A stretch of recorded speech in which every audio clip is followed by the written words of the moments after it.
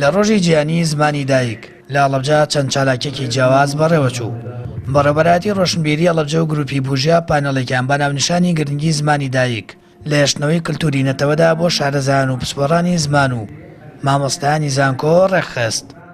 کە تێدا باس لە گرنگی زمانی دایک لە ئاسایشی نەتەوەی و هەروەها ڕۆڵی خوێندن بە زمانی دایک لە ناوەندی پەروەردە و هەروەها ڕۆڵی میدیا لە بەرەوپێشتوونی زمانەکانە تێدا ئەم پانێڵە سازەکرێ. ئامانجی سەرەکی پانێڵەکە بۆ ئەوەیە کە لەم ڕۆژە ئێمە ساڵانە یادی زمانی دایکی خۆمان بکەینەوە کە لە جیهانە ئاکرێتەوە.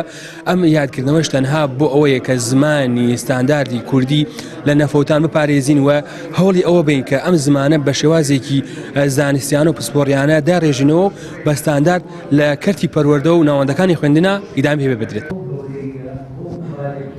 لە پانێڵەکەدا کەسانی شارەزا و پسپۆڕانی بواری زمان کاریگەری و فەوتانی زمانی دایکیان بۆ چەندین وەکار گەڕاندەوە و ئەو وەکارانەشان خستە ڕوو بۆ زیندوویەشتنەوە و بەکارهێنانی زمانی دایک بە تایبەت لە قوتابخانە و پەروەردەدا.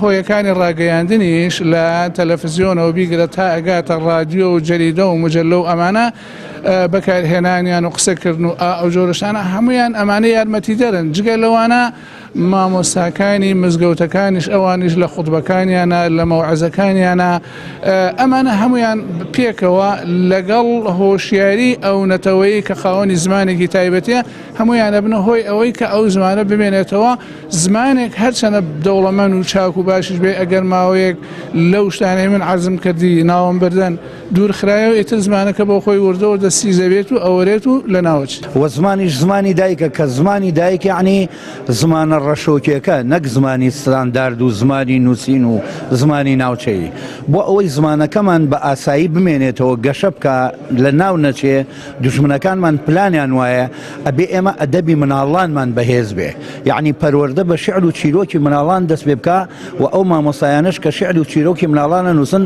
ئەبێ کوردیزان بن زمانزان بن. ڕۆژی جیهانی زمانی دایک ئاماژ لەم ڕۆژە بەرزکردنەوەی ئاستی وەشیاریە بەرامبەر فرە زمانی و فرە فەرەنگی لە جیهاندا. ئەم ڕۆژە یەکەم جار لە 7 نۆڤەمبەری ساڵی 1999 لەلایەن ڕێکخراوی یونسکۆ ڕاگەیەندرا.